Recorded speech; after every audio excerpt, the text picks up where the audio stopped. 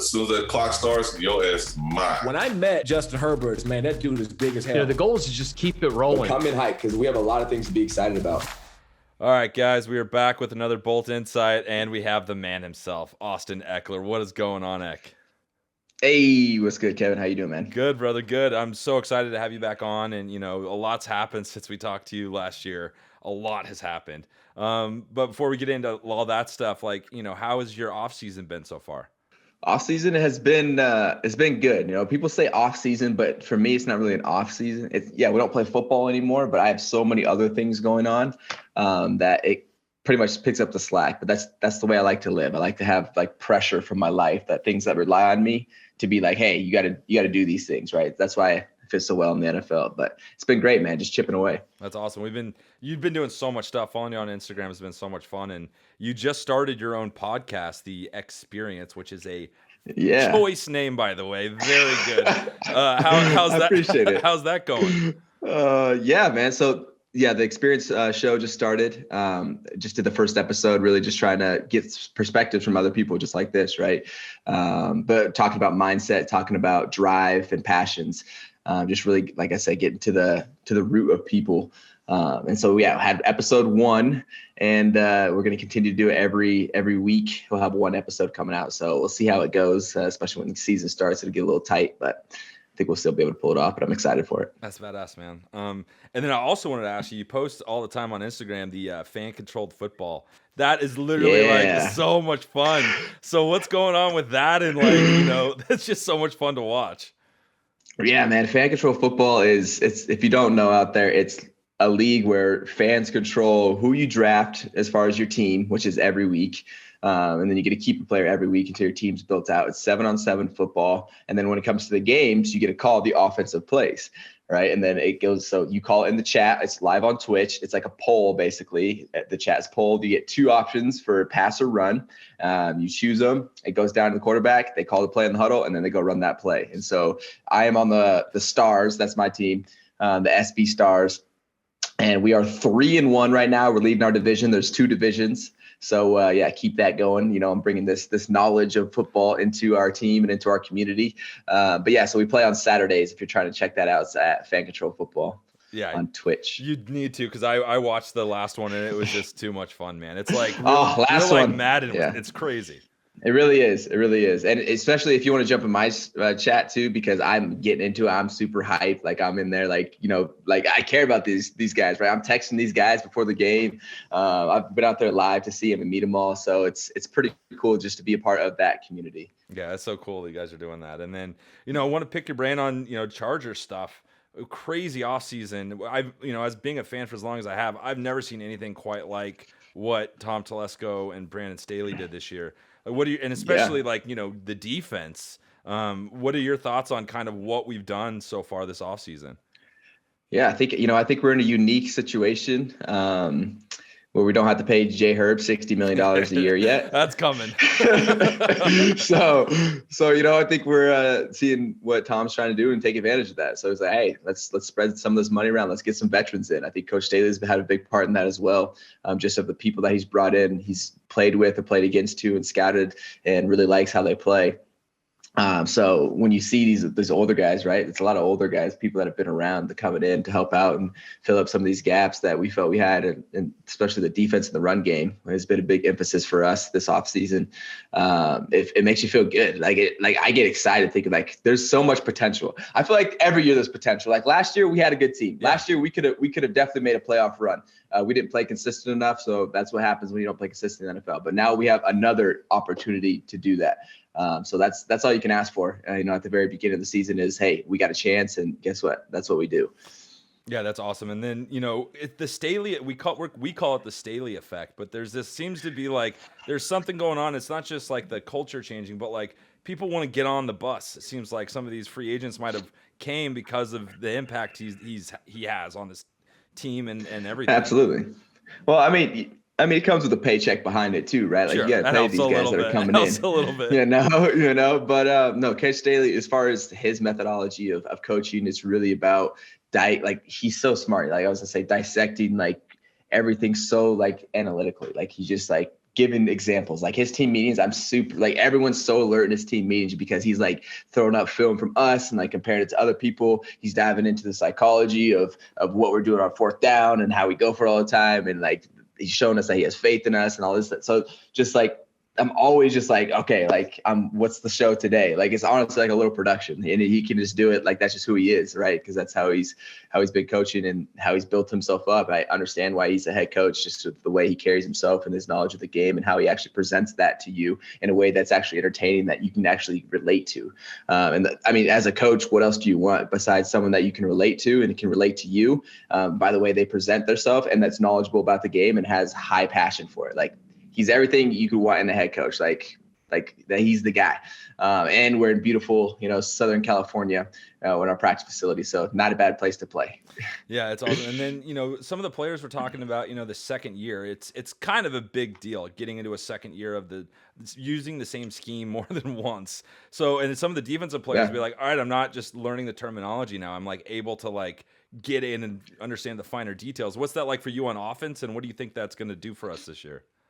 Yeah, no, it's big. It's big in a lot of different ways. Allows us to build some chemistry, over a couple of years, even though a lot of the team is different. We have a lot of new faces coming in. So it still kind of resets in a way, but you still have a core group of guys that understand what, Joe Lombardi's trying to do or what we're trying to do on defense with what Coach Staley's trying to do. And so that just helps you like understand what's expected. And when you have that, the relationship between head coach and player body becomes tighter, and the offensive coordinators, things like that. But then it also puts pressure on you. Like, hey, now there's one less excuse. Like before, you could have been like, okay, it was year number one. Oh, we're feeling each other out. We didn't make the playoffs. Now there's no excuse. I would have said there's no excuse last year. We had the talent. Like we have the talent this year, but like now you got to take that one off the table. You're not your first time anymore. So puts pressure on us, which we'll take all the pressure we can get. That's why we thrive in this environment. Anyway, that's why I do, because I love the pressure, like put it on me. But yeah, so it's going to show like, hey, there's no excuse, coach, like for us not to be making the playoff run this year. As far as right now on paper, really good. Obviously injuries and things happen during the season that can change things. But for right now, it's looking good. That's awesome. And then, the draft just happened, and it was so awesome seeing you up there on, the first night and announcing the Thursday football with our boy James. That was super rad. And then literally the idea, undrafted guy is now on this. It's even, you said it. It was just like, I didn't get drafted, but I'm up here now. Like the idea of that is so cool. And I think it's so powerful to like kind of check yourself and remember that like, it doesn't matter when you get drafted. It's about what you do with the opportunity. And like seeing you do that was so rad. Like we love that as fans. Yeah. The more I start talking to people that have had some success, and the people not even that had like success that's like on an NFL stage, that just success is like measured in different ways, right? But to me, success is like, hey, do you feel like you're on the right path, pushing towards something that you care about, right? And when I talk to people like that, it's like, that's what it comes back to. It's not always like the end product, but it's the journey, right? And so my journey of just continuing to chip away and get me to a place where it's like, yeah, not a lot of people get to experience the stage up here. It's pretty special. And, I just really capture those moments. And I'll remember that for my entire life, when I was up on stage and, 2021, calling out draft picks and announcing games, right? Yeah. So special. That's awesome. And then, the draft itself, like it was kind of interesting, the Chargers going with Isaiah Spiller and adding some other guys and, the undrafted guys to the running back room. There's a healthy group of running backs. What are you excited for, like Isaiah? Because I know there's still competition. Like Larry's back there, and we still and Kelly's still back there. So like, what is your thought on the running back room and what we could do this year? Man, I told these guys. I told Joshua or JK, we call him Joshua Kelly, and then I told Larry, we call him Tree.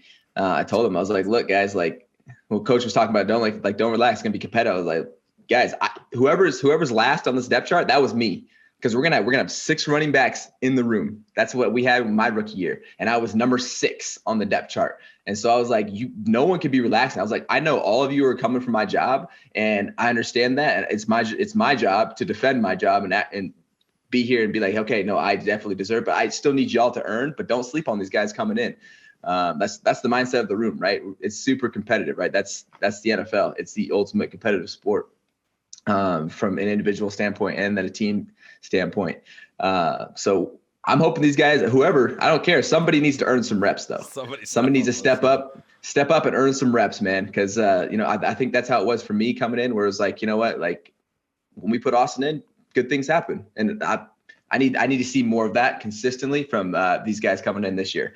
So looking forward to the opportunity. It's gonna be good. Yeah, we're excited to see it. And the other thing too, the prep for the season, you're absolutely killing it with all your stuff you're doing, all the crazy videos you're posting. What's your prep for the season like? Getting ready, because we still have a little bit before you have to like really get to the camp and stuff. Yeah. So I'm not at OTAs. I'm still at my place, in my little off-season place. But for me, it's a ramp up, right? And that's the reason I'm not at OTAs, because I have so much going on. And really, sure, I could go like run around on the field and do their drills, but it's like, or I could just do that in my hour and a half that I can get it done, and now I can go do all the other things. I definitely miss out. Like there's pros and cons to all of it, like the camaraderie, being around the guys, like I definitely miss that, but hey, I'm going to be with these guys for the next 7 months when we start going. Yeah, you're going to get sick of each other. We'll have a lot of time where we get to hang out, and Justin can throw me some option routes and things like that.